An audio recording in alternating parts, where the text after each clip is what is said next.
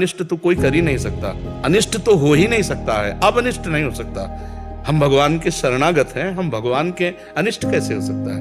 अनिष्ट भी हमारे पास आएगा तो मंगल करके जाएगा, मंगल करके नहीं जाएगा। अनिष्ट है ना, किडनी फेल है, लेकिन वो हर समय मुझे सावधान रखती है, हर समय। कभी भी शरीर छूट सकता है। निरंतर नाम जप करो, निरंतर मंत्र जप करो, चलो सेवा करो, ये शरीर तो जाएगा ही जाएगा।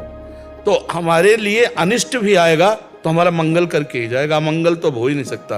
हमारे और संसार के बीच में भगवान की कृपा रूपी मशीन लगी है, उधर से जितना मंगल आएगा कृपा उसे फिल्टर करेगी और इधर मंगल हो जाएगा और मंगल वापस लौट जाएगा। कभी भक्त को नहीं सोचना चाहिए किसी भी क्रिया में, ये प्रियता की बात है। प्राणों को समर्पित किया जाता है। शरीर पोसी, शरीर को दुलार करते हो, आग में जलेगा सड़ेगा, किसी काम में आने वाला नहीं शरीर। अपने प्राणों को बलिहार करने वालों को उदाहरण में देखो, बॉर्डर में खड़े हैं देश के लिए गोली खाने के लिए और खाते हैं। वही संसार प्रिय लग रहा है। भगवत आश्रय पुष्ट नहीं, भगवत शरणागति पुष्ट नहीं, दुर्गति के चांस पक्के रहते हैं। नजरों से गिराना ना, चाहे जितनी सजा देना, नजरों से जो गिर जाए मुश्किल ही संभल पाए।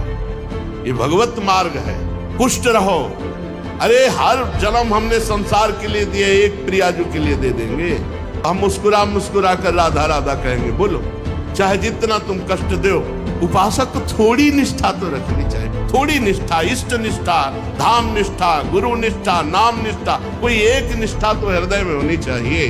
प्राण निकल जाए पर अपनी निष्ठा को न छोड़े, उसे निष्ठा कहे। आप 12 घंटे काम कीजिए और वो 12 घंटे ठाकुर जी को समर्पित करने के लिए 1 मिनट लगता है। इसके बाद आप 8 घंटे सोइए और 8 घंटे सोने को भगवान को समर्पित कर दीजिए। 20 घंटे आपके इसमें गए, अब 4 घंटे बचे हैं। 4 घंटे में आप क्या करेंगे? जो आप कहेंगे। हम ये कहते हैं जो आप व्यर्थ समय देते हैं उस समय को भगवान में लगा दीजिए। आप जैसे ये पेश कर सकते हैं कि हमारे पास समय नहीं सत्संग सुनने का या नाम जप करने का, तो हम उसका विभाजन करके बताते हैं। अब बचे 4 घंटे, तो 4 घंटे में 2-3 बार भोजन के 1.5 घंटे हम छोड़ते हैं। आराम से भोजन पा लीजिए और बीच बीच में राधा राधा भोजन में तो कह ही सकते हैं, भगवान को अर्पित करके भोजन पा लीजिए। अब आपके पास कितना समय बचा? 2.5 घंटे। आप उसमें 1 घंटा सत्संग सुन लीजिए और 1.5 घंटा नाम जप कर लीजिए। 2.5 घंटे आप हमें दे दीजिए, फिर देख लीजिए। 2.5 घंटे आप समय निकाल कर दे दीजिए अगर हमें, और आप अध्यात्म के अच्छे साधक न बन जाए तो आप हमें बताना, पर गलत मत करना, व्यभिचार मत करना, व्यसन मत करना, फिर आप देख लो कितने अच्छे बन। बाल काली